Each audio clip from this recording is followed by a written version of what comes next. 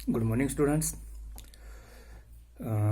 आज हम हमारा अकाउंटेंसी का जो है वो दूसरा अध्याय जो हमारा है उसको शुरू करने जा रहे हैं। उम्मीद है आप सभी अपने घर में होंगे तथा स्वस्थ होंगे। ये जो वायरस, कोरोना वायरस की वजह से हमें क्लासेस नहीं लग रही हैं हमारी, तो इसकी थोड़ी बहुत भरपाई करने की कोशिश हम लोग कर रहे हैं।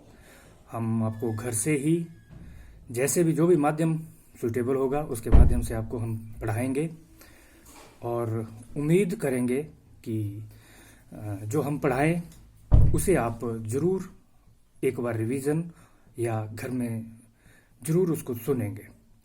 तो हमारा दूसरा चैप्टर है साझेदारी संलेख या अकाउंटिंग फॉर पार्टनरशिप। जैसे कि इसके नाम से ही हमें पता चलता है साझेदारी। हमने इस चैप्टर को यानी कि इस अध्याय को इनको हमने पिछली क्लास में भी पढ़ा है। पिछली क्लास में अपने +1 में बिजनेस स्टडी में आपने इसकी थॉरली स्टडी की है। व्यवसाय के हमारे जो बिजनेस के प्रकार हैं उनके बारे में, एकाकी व्यवसाय क्या होता है, कंपनी के बारे में, साझेदारी और जो सोसाइटीज़ है हमारे उनके बारे में आपने डिटेल में पढ़ा हुआ है। तो जैसे हमारा एकाकी व्यवसाय होता है तो हर एक व्यापार की प्रारूप की कोई ना कोई कमियां और लाभ होते हैं। तो हम अगर बात करें एकाकी व्यवसाय की तो उसमें भी क्या होता है, एक सीमित पूंजी है। जितनी एक आदमी की योग्यता होगी उतना ही वो उसके ऊपर वो कर सकेगा, योग्यता रखता है। प्रबंधन की कम सीमित साधन होते हैं पूंजी के। तो इन कमियों को दूर करने के लिए जो दूसरा प्रारूप आता है दैट इज साझेदारी, पार्टनरशिप। साझेदारी जैसे कि नाम से ही इसके पता चलता है, जिसमें दो या दो से ज़्यादा आदमी जब व्यवसाय करते हैं, साथ मिलकर व्यवसाय करते हैं, तो उसको हम साझेदारी कहते हैं। जब दो या दो से अधिक व्यक्ति मिलकर किसी व्यवसाय को चलाने तथा उसके लाभों को आपस में बांटने, ध्यान देना, लाभों को आपस में बांटने के लिए सहमत होते हैं, तो उस व्यवसाय को साझेदारी व्यवसाय कहते हैं। और जो व्यक्ति होते हैं उन व्यक्तियों को हम साझेदार कहते हैं। इसका गठन जो है भारतीय साझेदारी अधिनियम 1932, जिसकी बाद में अमेंडमेंट कर दी थी 2013 में, के अधीन तहत बनाया जाता है। अगर हम परिभाषा की बात करें, भारतीय साझेदारी अधिनियम 1932 की धारा 4 के अनुसार जो इसकी परिभाषा दी गई है, साझेदारी उन व्यक्तियों का पारस्परिक संबंध है जो किसी ऐसे व्यवसाय के लाभों को आपस में बांटने पर सहमत हैं, जो उनके द्वारा अथवा उनमें से किसी एक के द्वारा सबकी ओर से संचालित किया जाता है। मैं इसको दोबारा बोल दूं एक बार। साझेदारी उन व्यक्तियों का पारस्परिक संबंध है जो किसी ऐसे व्यवसाय के लाभों को बांटने के लिए सहमत हुए हैं, जो उन सबके द्वारा अथवा उनमें से किसी एक व्यक्ति के द्वारा सबके लिए संचालित किया जाता है। Partnership is a relation between persons who were agreed to share the profit of the business carried on by all of them or any of them acting for all। ये इसकी परिभाषा हमारी जो भारतीय साझेदारी अधिनियम में दी गई है। अगर हम आसान शब्दों में इसको कहें तो साझेदारी उन व्यक्तियों के बीच एक समझौता है जो अपनी सहमति से किसी व्यवसाय को करने के लिए सहमत हुए हैं। इसकी विशेषताएं हैं साझेदारी की, कुछ विशेषताएं हैं। जैसे मैं पहली विशेषता का बात करूं, दो या दो से अधिक व्यक्तियों का होना। इसकी पहली विशेषता है कि दो या दो से अधिक व्यक्तियों का होना, 2 or more than 2 persons। जैसे कि इसके नाम से ही पता चलता है साझेदारी। अब अकेला व्यक्ति कोई साझेदार तो हो नहीं सकता, तो साझेदारी के लिए कम से कम 2 व्यक्तियों का होना बहुत जरूरी है। और 2 व्यक्तियों का होना किसके लिए होना? व्यवसाय के लिए। वो आपस में कोई व्यवसाय करे और उस व्यवसाय पे जो लाभ होगा उसको आपस में बांटे। तो साझेदारी स्थापित करने के लिए कम से कम 2 व्यक्तियों का होना आवश्यक है। कोई भी अकेला व्यक्ति अपने आप में साझेदार नहीं हो सकता। अब इसकी एक लिमिटेशन है कि ऐसा थोड़ी है कि आप 100 आदमी, 200 आदमी, 1000 आदमी इकट्ठा होके कोई साझेदारी कर ले, नहीं। अगर हम बात करें तो कम से कम 2 होने चाहिए। और अगर किसी सिंपल व्यवसाय की बात करनी है हमने तो अधिक से अधिक उसमें 50 होने चाहिए। अगर बात करें हम बैंकिंग व्यवसाय की तो कम से कम 2 व्यक्ति और अधिक से अधिक उस व्यवसाय में यानी कि बैंकिंग व्यवसाय में 10 व्यक्ति होने चाहिए। दूसरा आता है व्यक्तियों के मध्य अनुबंध। There is a agreement between persons. जो व्यक्ति हैं, जो साझेदार हैं, उनके बीच में कोई ना कोई अनुबंध या समझौता होना चाहिए। ये समझौता लिखित भी हो सकता है और ये समझौता मौखिक भी हो सकता है। ज्यादातर समझौता जो होता है ये लिखित ही होता है और इस समझौते को हम साझेदारी संलेख भी कहते हैं, जिसे हम आगे पढ़ेंगे। और ये ज्यादा क्या होना चाहिए? लिखित ही होना चाहिए, क्योंकि मौखिक होगा तो कल को कोई एक साझेदार मुकर सकता है, तो इससे क्या होता है? आपसी झगड़ों को बढ़ावा मिल सकता है। नंबर 3, लाभों का विभाजन। जैसे मैंने पहले बात की थी, there is a sharing of profit. अब हम, जैसे आप जानते हैं, कॉमर्स के विद्यार्थी हैं आप लोग सारे, आप लोग जानते हैं कि कोई भी व्यवसाय हम जो करते हैं, व्यवसाय हम उसको तभी कहते हैं अगर उसका उद्देश्य जो होना चाहिए वो क्या होना चाहिए? लाभ कमाना। अगर उसका उद्देश्य लाभ कमाना नहीं है तो वो व्यवसाय नहीं है वो। ठीक है जी। और जब व्यवसाय हम साझेदारी के द्वारा किया जा रहा है तो उनके बीच में जो लाभ होगा उसका बंटवारा होना चाहिए। अब ये बंटवारा जो है उनके समझौते के अनुसार होता है। ये बराबर भी हो सकता है, जिसको हम 1:1 बोलते हैं, 1:1 बोलते हैं, और ये कोई दूसरी रेशो में हो सकता है। ये कहाँ लिखी होगी? ये शर्त लिखी होगी उस साझेदारी संलेख में जो इन साझेदारों के बीच में अनुबंध होता है। नंबर 4, व्यवसाय का संचालित सभी के द्वारा अथवा सभी की तरफ से किसी एक साझेदार। Business carried out by all of और any of them acting for all. जैसे कि हमने इसकी परिभाषा में ही पढ़ा कि एक ऐसा व्यवसाय है जो या तो सभी साझेदारों द्वारा किया जा सकता है या किसी एक साझेदार द्वारा उन सभी साझेदारों के लिए किया जा सकता है। अगर हम बात करें कानून की, लीगली तरीके से, तो ये व्यवसाय जो है कानूनी तौर पर सभी साझेदारों द्वारा किया जाना चाहिए। अब कई साझेदार होते हैं वो पैसा लगा देते हैं, पैसा उन्होंने लगा दिया लेकिन उनके पास समय नहीं है, वो अपने कहीं और बिजी हैं। तो उन ऐसी सिचुएशन में जो दूसरे साझेदार होते हैं उनके द्वारा जो दूसरे साझेदार होते हैं वो उस व्यवसाय का संचालन करते हैं। नंबर 5, व्यवसाय का होना। ये भी इसकी बहुत जरूरी फीचर्स है एक, व्यवसाय का होना। There must be a business carried on a business. अगर वही व्यवसाय नहीं होगा तो काहे की साझेदारी? तो वो लोग जो इकट्ठा हुए हैं वो किसी न किसी व्यवसाय को करने के लिए वहां पे इकट्ठा हुए हैं। तो व्यवसाय तभी होगा अगर वहां पे कोई ना कोई हम काम करेंगे, कोई व्यवसाय करेगा, कोई बिजनेस करेगा, कोई कंस्ट्रक्शन कार्य होगा, ट्रांसपोर्टेशन होगी, जो भी तरह का व्यवसाय होगा, कोई सेवाएं देने का व्यवसाय होगा। जब भी हम इस तरह का व्यवसाय करेंगे तो साझेदारी में व्यवसाय का होना बहुत जरूरी है। और नंबर 6, साझेदारी अधिनियम का लागू होना। जैसे कि मैंने आपको बताया, साझेदारी एक समझौते के तहत की जाती है। साझेदार किसी अनुबंध के अनुसार, समझौते के अनुसार, अनुबंध के अनुसार आपस में एक दूसरे से जुड़े होते हैं, तो वहां पे साझेदारी का होना यानी साझेदारी अधिनियम का होना। अब अधिनियम क्या है? कानून एक बनाया हुआ, एक संस्था द्वारा एक अधिनियम बनाया गया। तो हमारे हिंदुस्तान में जो साझेदारी व्यवसाय का संचालन होता है वो भारतीय साझेदारी अधिनियम 1932 के अनुसार किया जाता है।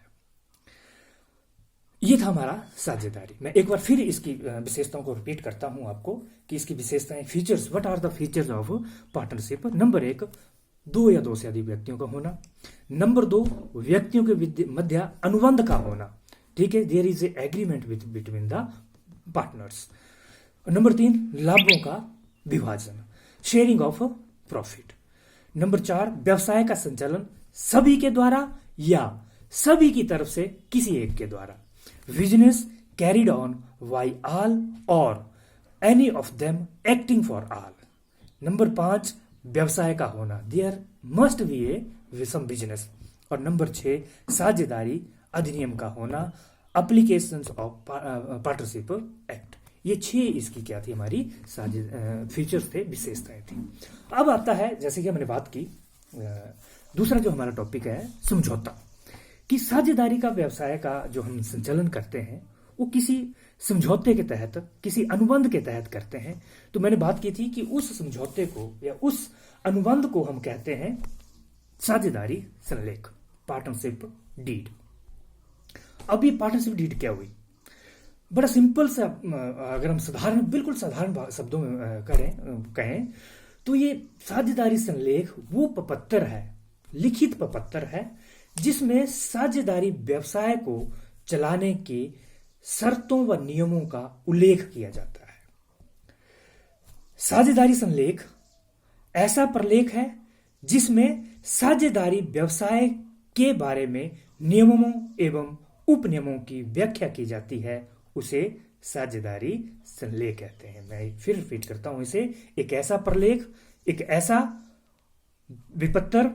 प्रपत्र जिसमें साझेदारी व्यवसाय को चलाने के नियमों व उपनियमों का उल्लेख किया गया है, उसे हम साझेदारी संलेख कहते हैं। It documents which contain the terms of partnership as agreed by the partners is called as partnership deed. ये एक बहुत महत्वपूर्ण संलेख होता है, इसको साझेदारी संलेख हम कहते हैं। इसकी जरूरत क्या पड़ती है? जैसे कि हमने शुरू में पढ़ा कि हम साझेदारी को, जो साझेदारी समझौता होता है हमारा, वो 2 तरह से हो सकता है, या लिखित हो सकता है या वो मौखिक हो सकता है। अब जो मौखिक प्रलेख होगा, मौखिक जो बातें होती हैं, उनका कोई विश्वास नहीं किया जा सकता, वो कभी भी लोग बदल सकते हैं, मुकर सकते हैं, ठीक है। लेकिन ये जो साझेदारी संलेख है, ये लीगली है। हमारा जो भारतीय साझेदारी अधिनियम 1932 है, उसके तहत दर्शाया गया एक प्रपत्र है, उसके तहत दर्शाया गया नियम है, जिनके अनुसार हम व्यवसाय का संचालन करेंगे। इस प्रपत्र में वो सारी शर्तें, वो सारे नियम, वो सारे उपनियम लिखे जाएंगे, जिसके तहत हम व्यवसाय कब तक चलाना है। अब बात आती है कि इस साझेदारी संलेख में किन किन बातों का होना जरूरी है। बेटा इंपॉर्टेंट क्वेश्चन है, कई बार पेपरों में ये क्वेश्चन पूछा जाता है कि साझेदारी संलेख में कौन कौन सी आवश्यक बातें होनी चाहिए। Important content of partnership deed. What are the important content of partnership deed? Number 1, firm का नाम व पता, name and address of the firm. सबसे जरूरी चीज है कि इसमें फर्म का नाम और पता इसमें होना चाहिए। नंबर 2, साझेदारों के नाम व पते, name and address of the partners. दूसरी बात आई कि इसमें उन सभी साझेदारों के नाम होने चाहिए जो उस संस्था से, पर्टिकुलर संस्था से जुड़े हुए हों। नंबर 3, साझेदारी व्यवसाय की प्रकृति, नेचर ऑफ पार्टनरशिप बिजनेस। साझेदारी व्यवसाय के बारे में सभी साझेदार जो भी निर्णय होते हैं, अब कई निर्णय होंगे, कहाँ से माल लेना है, किसको कितनी सैलरी देनी है, वो सारे जो निर्णय हैं वो क्या होंगे, सभी साझेदारों की सहमति से ही लिए जाएंगे।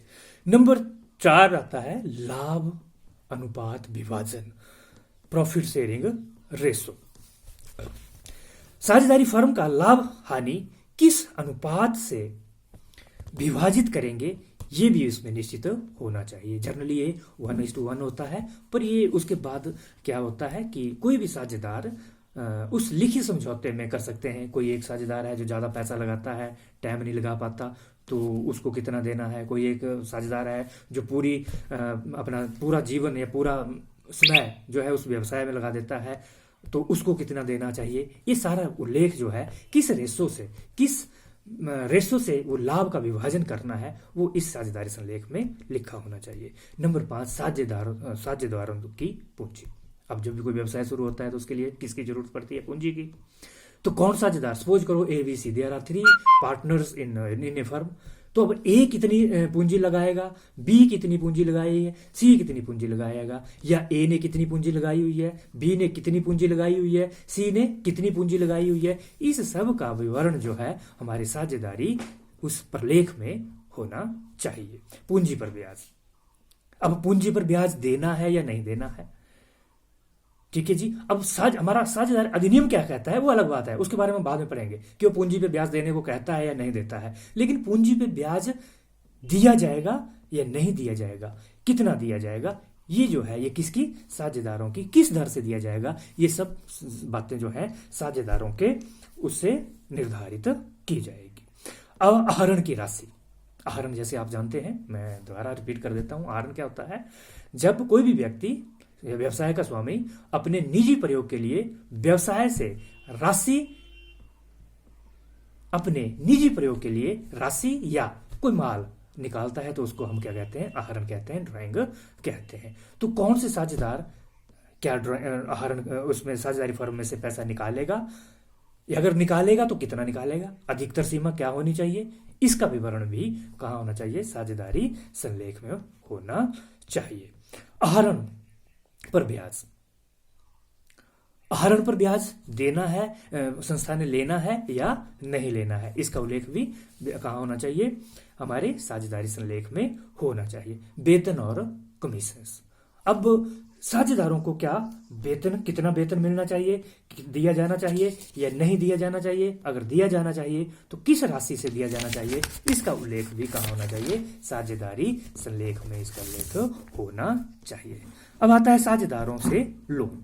व्यवसाय है, व्यवसाय को चलाने के लिए कई बार हमें लोन लेना पड़ता है, संस्थाओं, विभिन्न संस्थाओं से हम लोन लेते हैं। तो कई बार क्या होता है, क्योंकि साझेदार ही इतना पैसे वाला हो, उससे भी हम लोन ले सकते हैं। तो क्या अगर साझेदार द्वारा फर्म को दिया जाने वाला ऋण तथा उस पर ब्याज की दर कितनी होगी, इसका निर्धारण भी लिखित रूप से साझेदारी संलेख में होना चाहिए। बैंक खाते, बैंक खाते, बैंक अकाउंट, फर्म का खाता किस बैंक में होना चाहिए या किस बैंक में खोलना चाहिए, और उस खाते में किस किस के हस्ताक्षर, किस किस साझेदार के हस्ताक्षर होने चाहिए, इसका उल्लेख भी उसी साझेदारी संलेख में होना चाहिए। नंबर 12 आता है फर्म की लेखा पुस्तकें। जब भी हम कोई व्यवसाय करते हैं तो उसकी व्यवसाय का जो लेखांकन होता है उसके लिए हम कुछ ना कुछ लेखा पुस्तकें जरूर करते हैं। आपको पता है कितनी तरह की हम लेखा पुस्तकें उसके लिए बनाते हैं। तो वो लेखा पुस्तकें किस प्रकार बनाई जानी चाहिए और अंतिम खाते जो हैं किस तिथि को बनाने चाहिए, उन बुक्स का, उन लेखों का लेखांकन या उनका अकेक्षण, ऑडिट किस प्रकार से होगा, इसका उल्लेख भी हमारा साझेदारी संलेख में होना चाहिए या होता है। साझेदारी शुरू करने की तिथि, नेक्स्ट जो है हमारा साझेदारी शुरू करने की तिथि, date of commencement of partnership, firm की स्थापना की तिथि तथा इसकी अवधि कितनी होनी चाहिए, क्या पूरी उम्र के लिए साझेदारी होनी चाहिए। हम मोस्टली जो हम साझेदारी जो करते हैं हम छोटे छोटे स्पैन के लिए करते हैं, 2 साल के लिए, 1 साल के लिए, 5 साल के लिए, या किसी कार्य को पूरा होने के लिए। कार्य पूरा हो गया तो हमारी साझेदारी खत्म होगी, फिर दोबारा से हम उसको रिबिल्ड कर सकते हैं, साझेदारी का पुनर्निर्माण हम कर सकते हैं। हम इसी चैप्टर में आगे हम ये सारी चीजें हम पढ़ते जाएंगे, कैसे हम साझेदारी का पुनर्निर्माण करते हैं, किन किन शर्तों पर साझेदारी का पुनर्निर्माण होता है। अगला आ गया हमारा साझेदारों के प्रवेश के नियम। बहुत जरूरी है, आप 2 ही साझेदार हैं सपोज करो और जरूरत पड़ रही है कि हमें और साझेदार रखना है, तो हम किस नियम के तहत उस नए साझेदार का प्रवेश उस संस्था में करेंगे। साझेदारों के अवकाश ग्रहण करने के नियम, या कोई साझेदार, ज्यादा साझेदार है, कोई साझेदार काम छोड़ के जाना चाहता है तो कैसे वो जाना चाहता है, उसको क्या क्या वेतन भत्ते दिए जाएंगे, क्या क्या उसको चीजें उसकी दी जाएंगी, क्या क्या उससे ली जाएंगी, इसका उल्लेख भी कहाँ होना चाहिए, साझेदारी संलेख में होना चाहिए। ख्याति का मूल्यांकन, ख्याति आप जानते हैं वो मूल्यवान वस्तु होती है जिससे व्यवसाय का क्या बढ़ता है, रुतबा बढ़ता है, व्यवसाय की प्रसिद्धि बढ़ती है। तो इसका मूल्यांकन, इसकी बहुत अच्छी एसेट होती है व्यवसाय की, इसका मूल्यांकन कैसे किया जाएगा।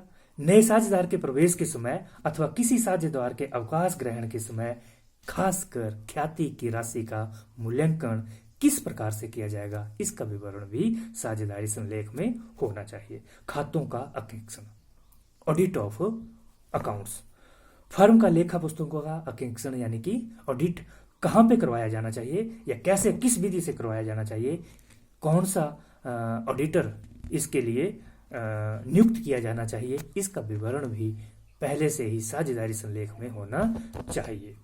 गार्नर बनाम मूरे के नियम का प्रयोग, experiment of Garner versus Moore decision. ये बेटा एक किसी भी साझेदार के दिवालिया हो जाने पर फर्म चलेगी अथवा नहीं, इसका जो आप लोग बेटा क्रिकेट देखते हैं, मैच चला होता है, एक टीम 50 ओवर खेलेगी, दूसरी टीम अभी 20 ओवर खेलेगी, बाद में बारिश होगी, तो एक कौन सा नियम आता है, कौन सा नियम आता है,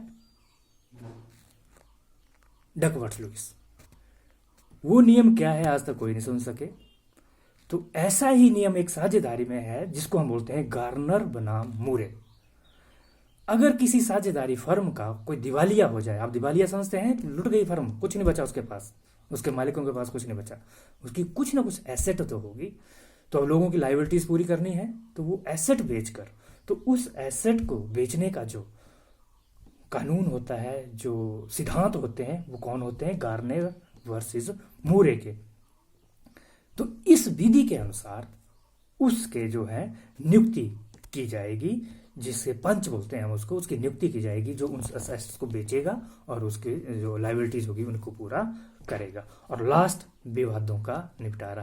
बेटा जहाँ पे एक से ज़्यादा आदमी जो काम करते हैं तो क्या होते रहते हैं, झगड़े वहाँ पे अक्सर होते रहते हैं। तो उन विवादों को सपोज करो अगर कोई साझेदारी में कोई विवाद उत्पन्न हो गया तो उसका निपटारा किस प्रकार से, किस नीति से, किस विधि से किया जाएगा, और उसके लिए भी हम एक पंच, आर्बिट्रेटर बोलते हैं हम, पंच या आर्बिट्रेटर की नियुक्ति की जाएगी, उसका विवरण भी इस साझेदारी संलेख में किया जाता है। आज के लिए बेटा इतना ही। उम्मीद है आप लोग इसको जरूर सुनेंगे और ध्यान से इस पे पढ़ेंगे। धन्यवाद। Thank you. Have a nice day. घर में रहें, सुरक्षित रहें।